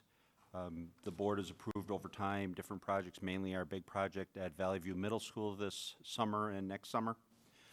This is just another one of those projects that's part of our pay-as-you-go levy and also our bonding. Thank you. Does anyone have any questions regarding this? Hearing none, all in favor of this resolution, please signify by saying aye. Aye. Opposed? None. Thank you. Brings us to the bid award for the Jefferson High School re-roofing. Someone like to move that resolution? Madam Chair. Please. Be it resolved that the School Board of Independent School District 271 accepts a bid of $335,417 for re-roofing at Jefferson High School from Central Roofing Company, Minneapolis. Second. Thank you. Go ahead. Another project within the all facility programming for this next year. Go ahead. It's too bad the principal of Jefferson is already gone, because he doesn't want to stick around to hear how the vote turns out. We'll call him tomorrow. Yeah. Anyone else? All in favor of this resolution regarding Jefferson High School re-roofing, please signify by saying aye. Aye. Anyone opposed? No. Thank you. Thank you. Next, we have 2019-20 and 2020-2021 district self-funded group insurance rates. And Mary Burrows is here to talk about that. Who would like to move that resolution? Madam Chair. Please. Be resolved, the School Board of Independent School District 271 sets the monthly premium rates recommended by the district insurance consultant for the district self-funded group insurance programs for the 12-month period from July 1, 2019 to June 30, 2020, for the district self-funded group health insurance program for the 12-month period for July 1, 2020 to June 30, 2021, per the attached memo number 1. Number 1 for 2019-20, increase health insurance premiums by 1%. For 2020-2021, increase health insurance premiums by an additional 1%. Number 2, increase the out-of-pocket maximum for out-of-network only and minimum deductible amounts to the limit to the limits allowed by IRS regulations. 3, no change in dental insurance premiums for 2019-2020 or 2020-2021. Thank you. Is there a second? Second. Thank you. Mary Burrows, our Director of Human Resources, is here to tell us about this. Okay, Chair Bartolotta, Superintendent Fujitaki, and members of the school board. As we do at least every 2 years, we bring forward the recommendation of the insurance committee for our insurance renewals after we've received bids and analyze a lot of data, including our current claims, our expected claims, what our renewal came in, medical trends, high claims. We look at a lot of information in that insurance committee, and I know many of you have sat on that committee and know what that's like. So after reviewing all the information and how our bids came in this year, we are recommending a 1% increase to each year, to the next 2 years. It coincides with our collective bargaining agreements because they'll be up for another 2-year cycle as well. We are not, as stated, we're not increasing our dental plan or recommending any increase in premium for that plan. And we are raising our plan to be in compliance with the IRS regulations as far as high deductible plans, because that will continue to change. Yeah. Thank you. Are there any questions for Mary? So just, if you could remind us quickly, the last time we did this, how much did it go up? Was it 2% a year? No, Or is so the 2 previous years were 3% and 3%. Okay. Yeah, And dental's been flat for a while, for a right? for a long time. Yeah. Okay, so that's good to see it's only going up by percent. So is that below national average, or do you have any idea comparison? 1% is below national average, yes. Our plan right now, of course, you always want to make sure you have that fund balance because we're self-funded. But we do think that that is supportable for the next 2 years. Okay. So Awesome, thank you. Anyone else? I should knock on wood that nothing happens after I say that. I feel like I just cursed us. Nobody gets sick. Yeah. Hearing no other questions or comments, all in favor of this resolution, please signify by saying aye. Aye. Anyone opposed? No. Thank you. All right. Next, we have policy review. New policy 415. Madam Chair. Please. Be it resolved that the School Board of Independent School District 271 approves new policy 415, mandated reporting of suspected maltreatment of vulnerable adults. Second. Thank you. Our Assistant Superintendent Eric Melby is here to talk about this. Thank you, Chair Bartolotta, school board members, Superintendent Fujitaki. This is a proposed new policy, 415, to ensure required reporting of suspected maltreatment for vulnerable adults. It follows Minnesota School Boards Association model policy. It follows policy 414, which we have had for a long time, which requires reporting of maltreatment for minors. We have vulnerable adults in our school system working in, not working, but going to school in programs like our BTC program and others for 18-year-old students and older. And one question that came up at the board policy committee meeting was, does intermediate 917 have the same policy? Because a number of our students take part in their programs at that age, and I can answer that question with a yes, they do have this policy. Administration recommends approval of the policy. Thank you. Any questions or comments on this policy? Hearing none. All in favor of new policy 415, please signify by saying aye. Aye. Aye. Any opposed? Thank you for that. Next, we'll move to revised policy 806, district crisis management. Madam Chair, Please. be it resolved that the School Board of Independent School District 271 approves revised policy 806, formerly 808, district crisis management. Second. Thank you. And Rick Kaufman, our Executive Director of Community Relations, is here to talk about this one. Madam Chair, Superintendent Fujitaki, members of the board, this is a policy that had very little rewrite. We're bringing it back for review. I think, in fact, there was probably just one small change, but we're bringing it here for policy review after 4 years from the last time. Thank you. Anyone want to have a question or comment? Hearing none. All in favor of this policy 806, please signify by saying aye. Aye. Opposed? None. Next, we have revised policy 904. Someone like to move that? Madam Chair? Director Beatty. Be it resolved that the School Board of Independent School District 271 approves revised policy 904, distribution of non-curricular materials by students. Second. Thank you. So this policy last was approved in 2006, so this is the first time review and revisions. And what we did with policy 904, the distribution of non-curricular materials by students, is to take a lot of the language that is now currently in the regulations that you see in front of you. It was formerly under a policy. So in accordance with our alignment of policy language with a purpose and general statement of policy, that is what you see that has been revised. The language that's now in the regulation is what was in policy. And the committee, when we met a couple weeks ago, had reviewed it extensively, and we had identified a number of revisions and recommendations to clean the language up. So we bring forward policy number 904. Thank you.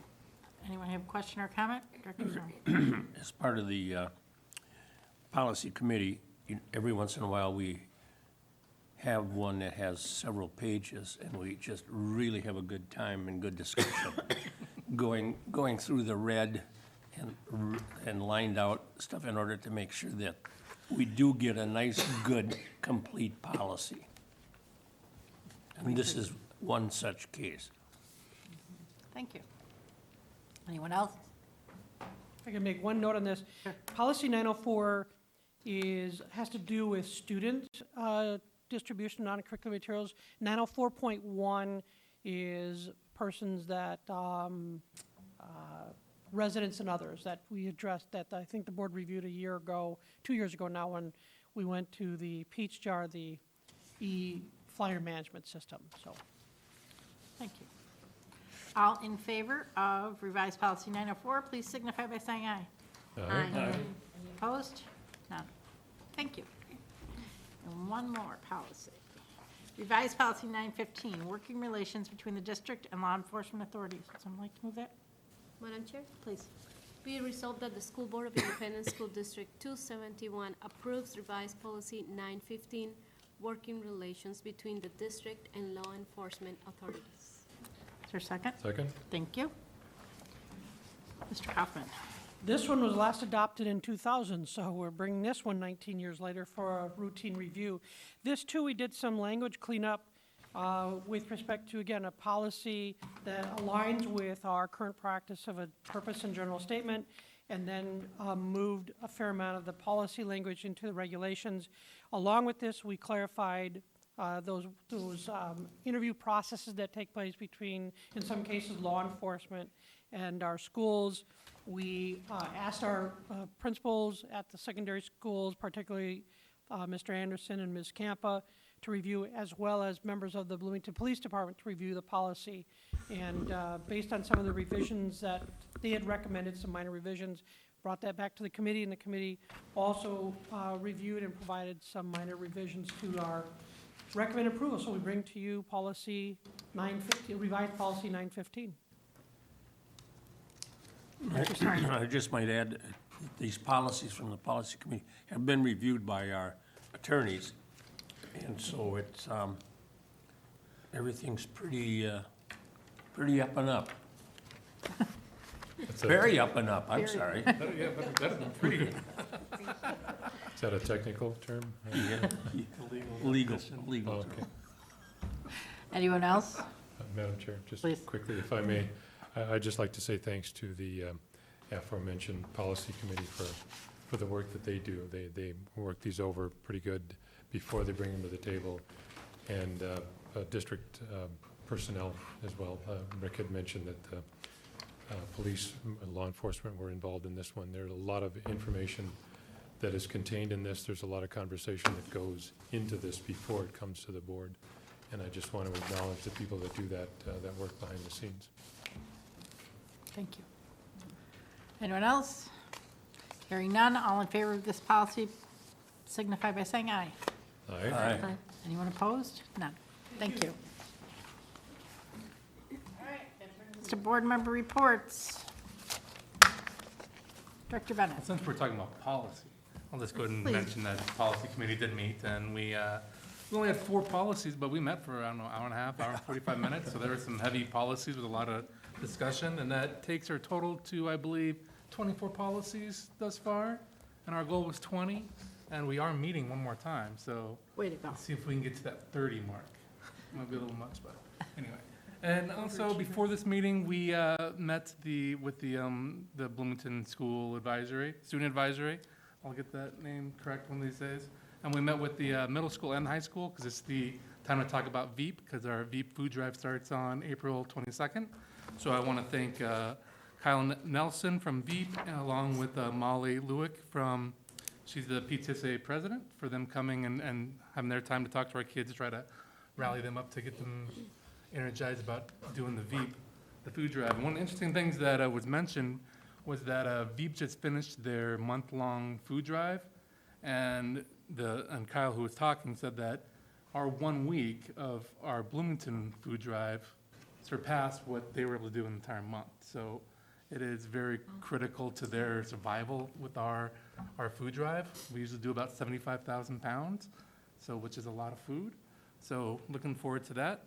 And also, after we did that part, we split up, and the high school did their thing. So you'll hear from our high school reps next week what they did. And we met with the middle school, and this was our last meeting of the year. And all throughout the year, we've had topics, and these kids have so much information they want to share. We never get to the end of an agenda.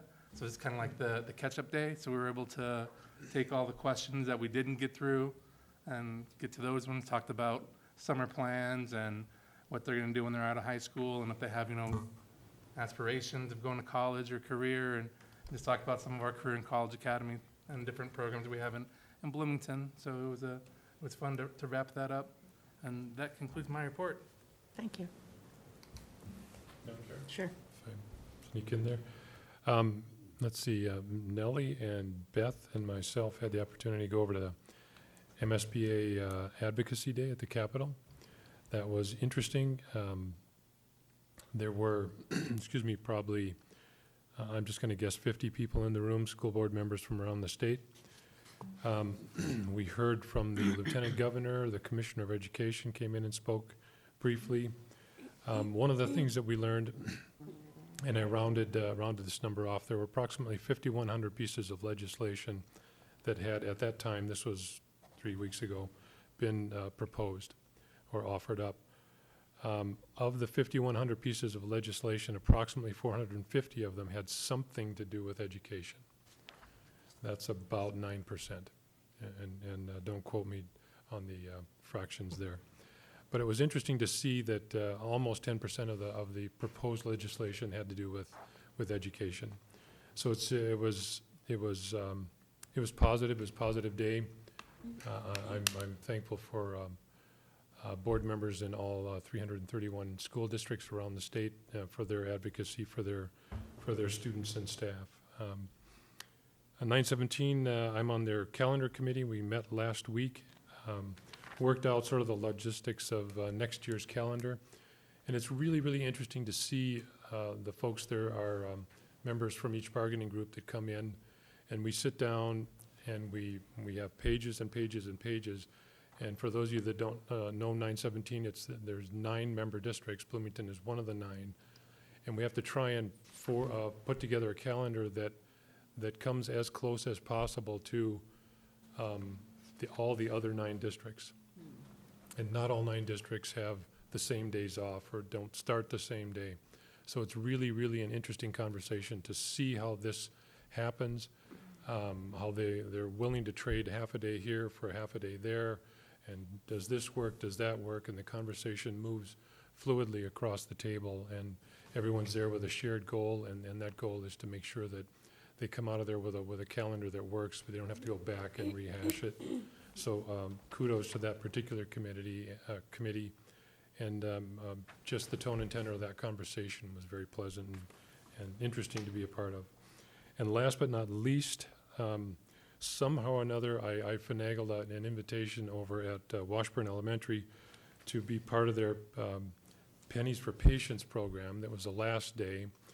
And I don't know how I got a seat in there, but I managed to get a whipped cream pie thrown in my face in front of the students and the staff. And I went there disguised as Robin of Locksley, and I don't think my disguise fooled anyone. So it was a lot of fun. This is sort of the pinnacle of their month of doing this. One week they taped the teacher to the wall in the lunchroom. That was a lot of fun to watch. I'm glad that I didn't have to get taped to the wall. But a lot of fun, always willing to help out, and the kids did a great job. So that'll end my report for this evening. Thank you. Sure. I didn't know you were pointing to Jim. No, go ahead. All right, so the Special Education Community Advisory Council met, primarily planning for the upcoming awards banquet that will be coming up. You will probably all get an invitation. For, just to refresh everybody's memory, staff or students can be nominated for anyone that went above and beyond working with a special needs student. And then there's a committee that meets and goes through all the nominations, and award winners are selected. And this is the evening that those people are recognized, and it is one of the best things that we do, as far as I'm concerned. It is all of what's best about public school. When you listen to the stories that people share, there have been students nominated, there have been parents nominating, staff nominating each other, bus drivers. It's a great variety of people that are recognized for their work. Also, the PTSA Council met, and the topic that evening that day was Mr. Kaufman was there to present school safety in a crisis, and did a great presentation. And they also have this flyer that's available that is school safety, what parents need to know. And so all the PTSA were able to take that back to their schools to be able to share with the parents at their school also. And then Chair Bartolotta and I were able to attend the Kennedy Fine Arts and Activities Hall of Fame inductees.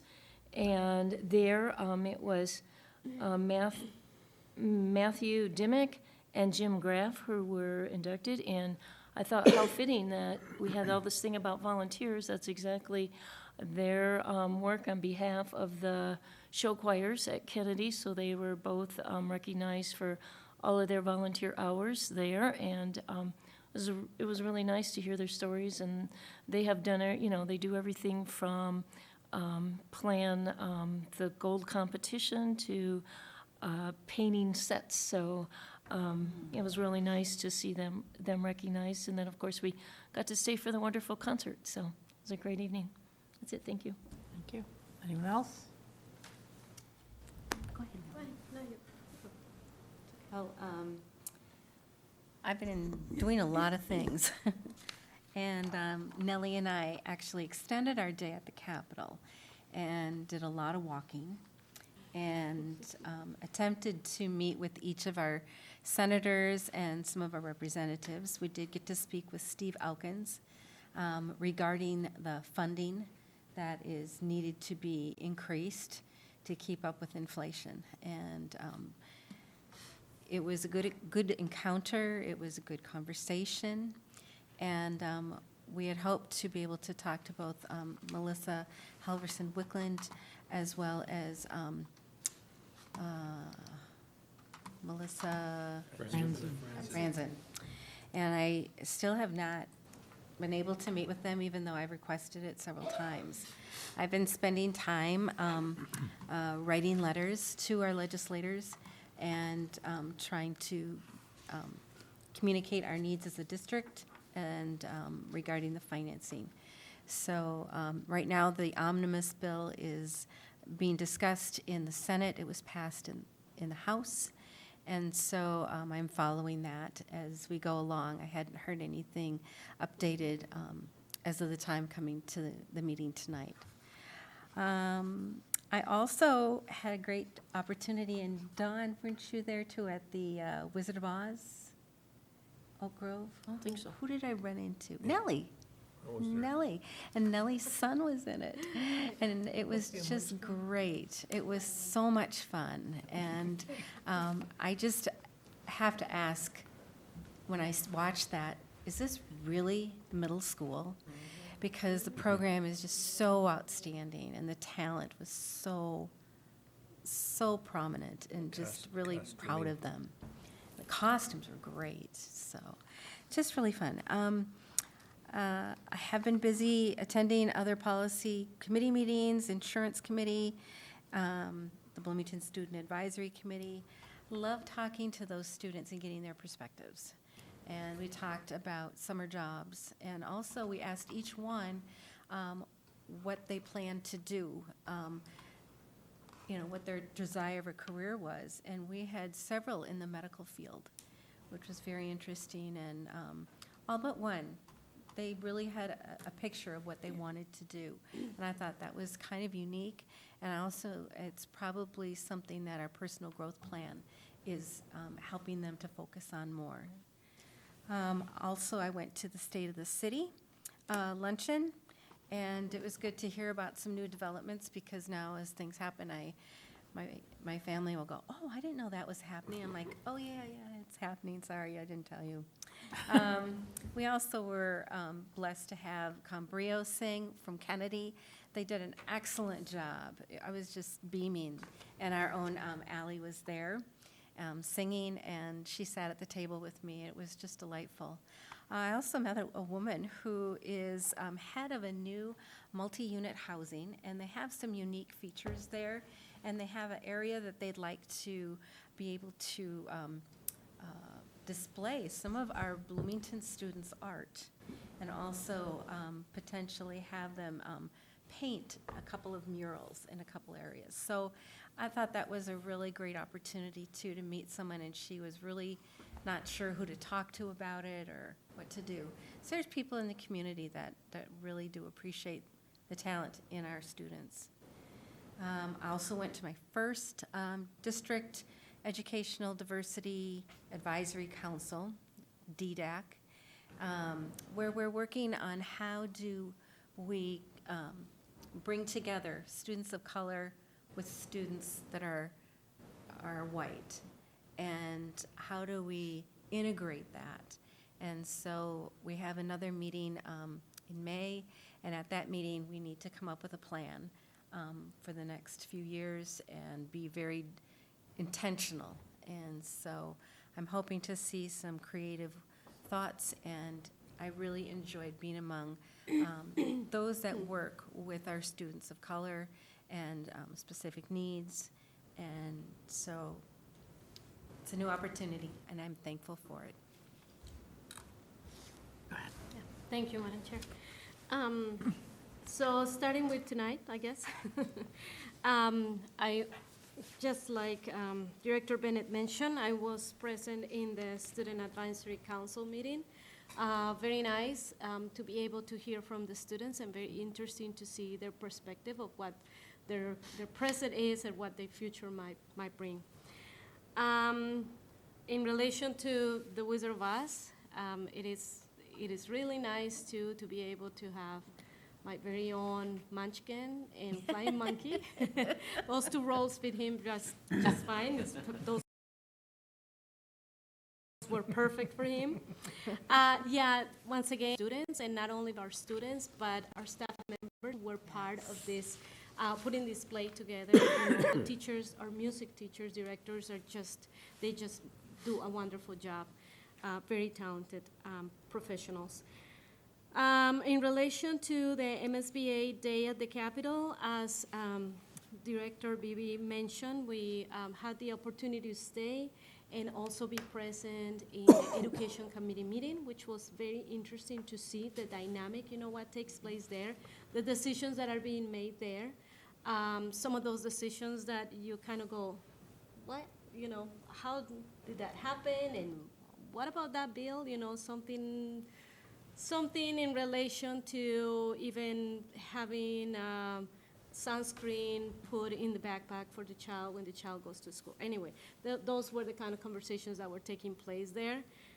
I sort of, many times I thought, oh, we could be talking about other things that maybe, the teachers are really dying to know about, and as well as elected officials, school board members. But anyway, it was interesting, and it was good to be able to talk to Representative Elkins about education and about our interests. Aside from that, I did a few visits to a few schools. So I went to, I toured the school, and I also had the opportunity to have meetings, good conversations with the principals from Oak Grove Middle School, Indian Mounds, Valley View Middle, Valley View Elementary, and Jefferson High School. So that was very refreshing for me. Also came to Education Service Center and had the opportunity to meet with Dr. Eric Belby, our Assistant Superintendent, and also with our Director of the Office of Educational Equity, Dina Wade. And talking about Dina, if you might be aware, and if you're not aware, but special congratulations to her because she won an award from St. Mary's University. The award is the Community Advocate for Change Award, and this happened a few weeks ago. And as long as we're talking about the weights, as you might have heard, from the group of teachers that have been nominated for Teacher of the Year, we heard the name of the 9 teachers, right? It was 9, not 10. Mm-hmm. Yeah, the 9 finalist people in that list, and one of them is Corey Wade, teacher from Hillcrest Elementary School, and son of Dina, of course. And well, in conclusion, as I had those conversations with our different principals and directors and administrators, once again, the big need that we seem to have every year more and more is in relation to special education, as well as support, mental health support in the buildings. And this is not something that's unique to Bloomington schools, but which is something that we're seeing happening in all school districts in Minnesota and the country, of course. One more thing, one information that I got from AMSD. We have 6 weeks remaining before the session ends, legislative session. There is a date here. Legislators will begin an Easter Passover recess 1 week from today and not return to the Capitol until Tuesday, April 23rd. So the week of April 15 provides an excellent opportunity to schedule a meeting with your local legislators or invite them to visit one of your schools. That would be kind of like the time probably to be able to communicate with them and schedule coffee time or something like that. That's all I have. Thank you. Anyone else? I'll just mention, we had a visit at the Pond Center with the Mankato State School of Nursing faculty alumni came and toured our facility, and I joined other board members, Director Bennett, Director Steigoff, Director Bergstrom were all there, and it was very interesting to hear most of these faculty members had been there at the beginning of the School of Nursing, or the School of, they have a similar clinic in Mankato, it sounds like, so, and they had done that, so they were interested in seeing ours. And I'll turn it over to the superintendent. Great, thank you, Madam Chair. I have 2 topics. First, the Senior Achievement Recognition Banquet is an annual event. This year, 61-plus high school seniors from each of our high schools will be honored and recognized for their leadership and academic achievements. The banquet will be held on Monday, April 22nd, and I'll take this opportunity to recognize the event sponsors, because without the generous support, this prestigious program would not be possible. The VFW Everett McClay Post 1296 is a first-year sponsor, so we welcome them. The American Legion Earl C. Hill Post 550. the Bloomington Community Foundation, the Education Foundation of Bloomington, the Mall of America, the Richfield Bloomington Credit Union, the Jefferson High School PTA, the Kennedy High School PTA, the Sun newspaper, the Minneapolis St. Paul Airport Hilton, and the Bloomington School Board. So we thank all these community partners for their generous support. The second topic is this next school board meeting. It will be held on April 29th because the Senior Achievement Banquet is being held on April 22nd. And that concludes my report. Thank you. Is there any other business to come before the board this evening? Hearing none, this meeting's adjourned.